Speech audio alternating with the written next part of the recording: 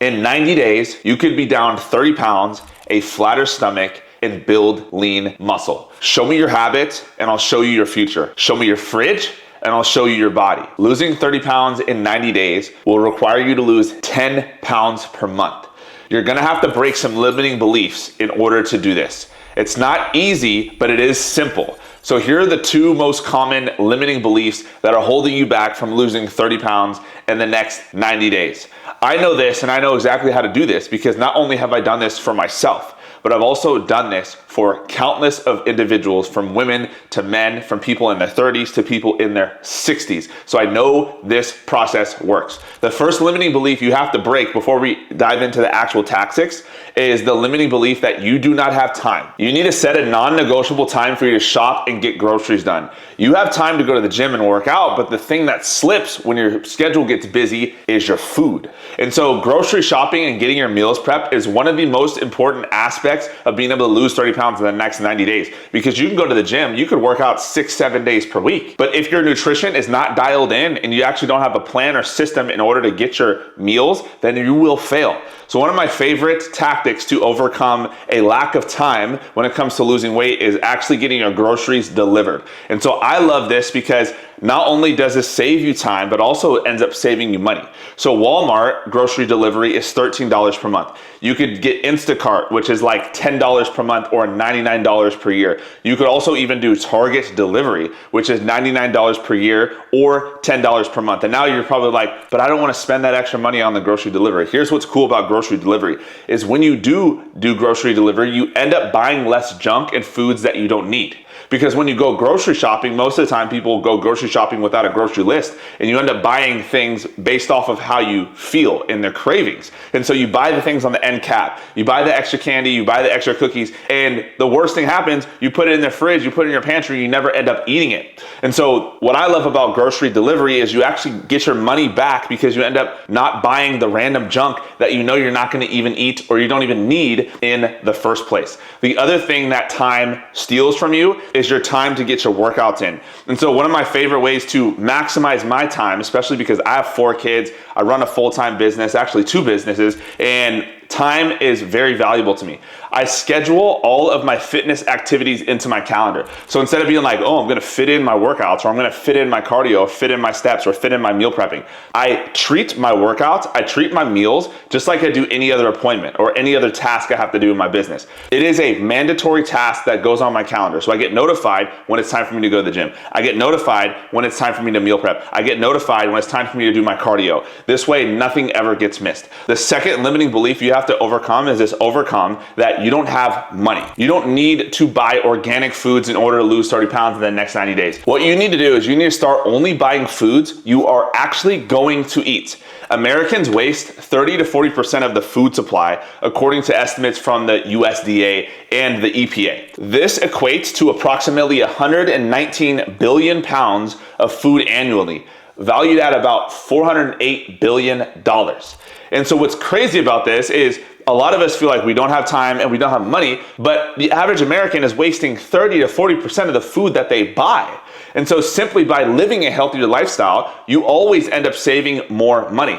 Here are 5 ways that healthier eating actually saves you money more than it costs you money. The first one is you have fewer long-term healthcare costs. So if you have this limiting belief that living healthier or getting in shape is going to cost you money, think about what it's going to cost you in the long term. When you don't eat healthy, it increases the risk of chronic diseases that will end up costing you later on down the line. Healthy eating prevents these issues and reduces your long-term healthcare expenses. The second thing is affordable whole foods. So think of staples like rice, beans, oats, potatoes, even frozen vegetables and seasoned fruits are nutrient dense and inexpensive compared to a lot of the other processed junk and pre-packaged convenience foods. Have you ever been to McDonald's recently? Like, going to McDonald's is very expensive compared to when you can eat out. The third thing is reducing spending on dining out. So when you decide you're gonna eat healthier, you're gonna eat in a calorie deficit, you actually end up eating out less because you know you have to make healthier decisions, and typically those healthier decisions require you to eat at home more.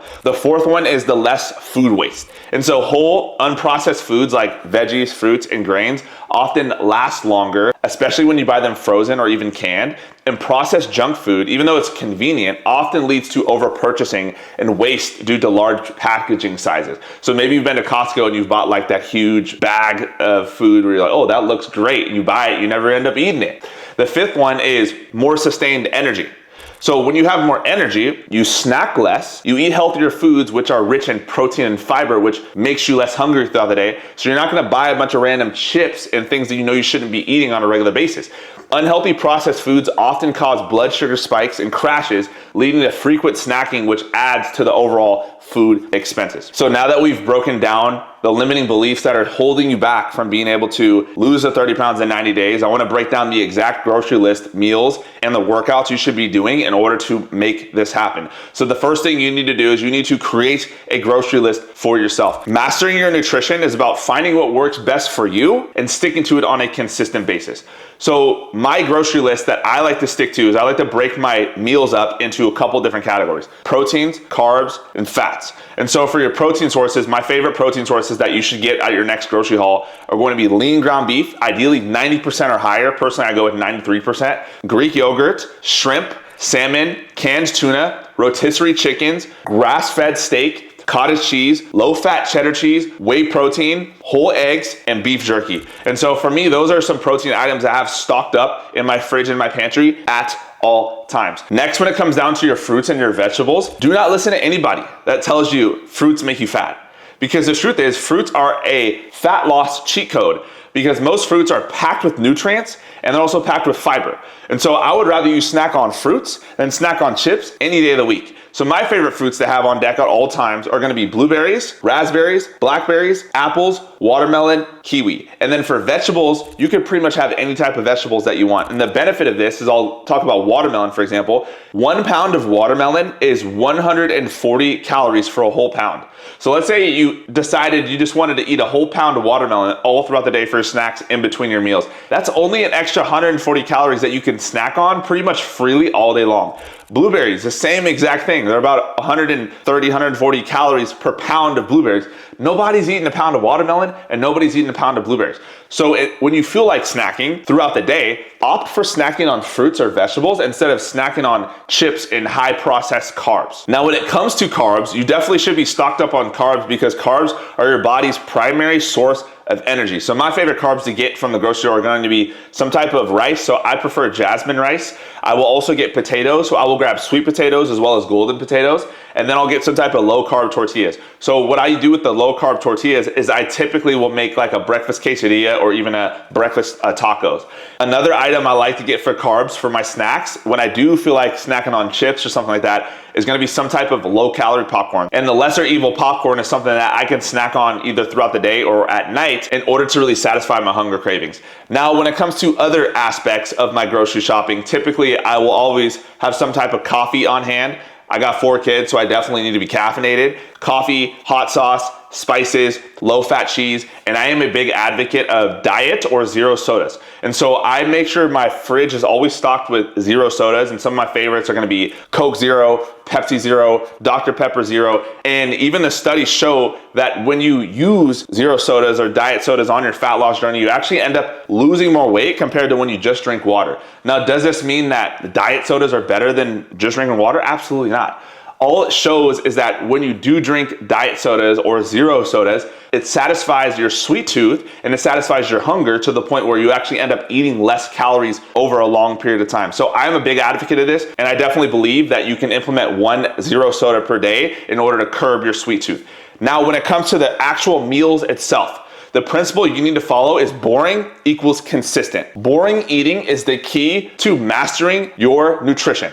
Now, a lot of people, oh, I hate eating the same thing every single day, or I hate eating boring. But the fact is, you already eat 5 to 10 of the same meals 90% of the time. The difference now is you have to adjust those 5 to 10 meals to make them meals that work towards your goals, not against them.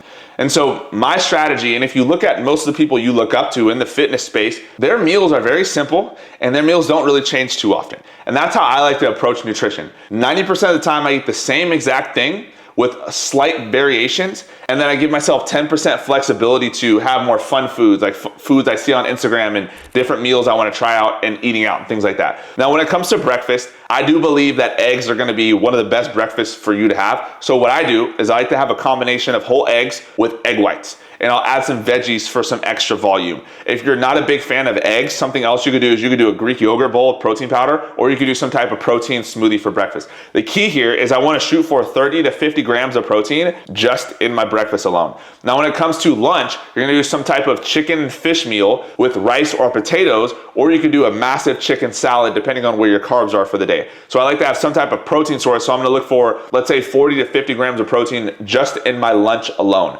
Now, when it comes to dinner, shoot for some type of lean ground beef using that 90% lean ground beef we talked about earlier, or you could even have a steak at this time with a carb source and a vegetable. That's gonna be your breakfast, lunch, and dinner. And if you get hungry in between meals, the thing I want you to do is I either want you to use protein shakes, and fruit are gonna be great options to have in between meals. The fruit will help with the fiber intake to keep you full. The protein shakes will help also keep you full and help you hit your protein goals. If you're dead serious about losing 30 pounds in 90 days, not only do you need to get these foods and eat these meals, but you need to be able to track your macros to ensure you are in a calorie deficit, which is the only way for you to lose this 30 pounds. And so I wanna make sure I'm tracking my macros and I know exactly what my calorie intake is on a daily basis. So if you wanna lose 30 pounds, you're gonna have to lose 10 pounds in a month for 3 months straight, which means you need to lose about 2.5 pounds per week. So I need to set up my calorie deficit where I'm in a big enough calorie deficit with my eating, and I'm also in a big enough calorie deficit with the calories that I'm burning. People that have a higher body fat percentage are going to have an easier time to lose this 30 pounds in 90 days.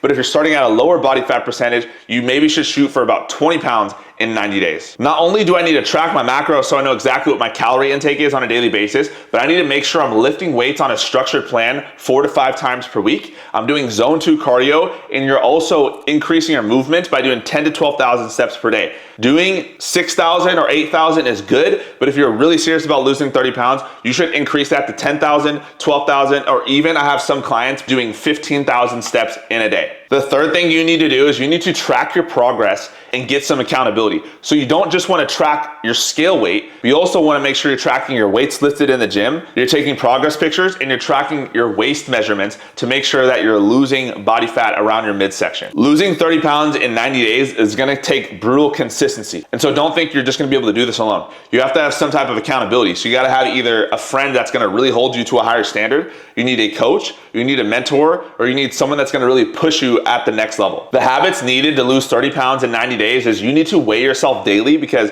this is going to be super important to track that you're progressing at the right rate. You need to drink half your body weight in ounces of water, and you need to definitely wake up and go to bed about the same time every single day. Sleep is going to be a massive fat loss cheat code for you, because if you're not getting your 6 to 8 hours of sleep per night, you will feel extra hungry, and you also will struggle with motivation as the time goes on. So make sure you're prioritizing your sleep by waking up and going to bed at the same time daily. You need to limit or cut out as much alcohol as possible. Now, how many drinks can you have if you're trying to lose weight? Get that number to as close to 0 as you can. Another habit you need to implement is you need to implement the flexible dieting lifestyle. So what this means is 90% of your daily calories come from nutrient-dense foods. 10% of those calories can come from more fun foods. So by nutrient-dense foods, I mean things like chicken breast, whole eggs, steak, potatoes, etc. So the ingredients that just have one thing in them. The 10% flexible foods can be foods like chips or Oreos or popcorn or ice cream. So let's say, for example, you're trying to eat about 2,000 calories in a day. That means 90% of those calories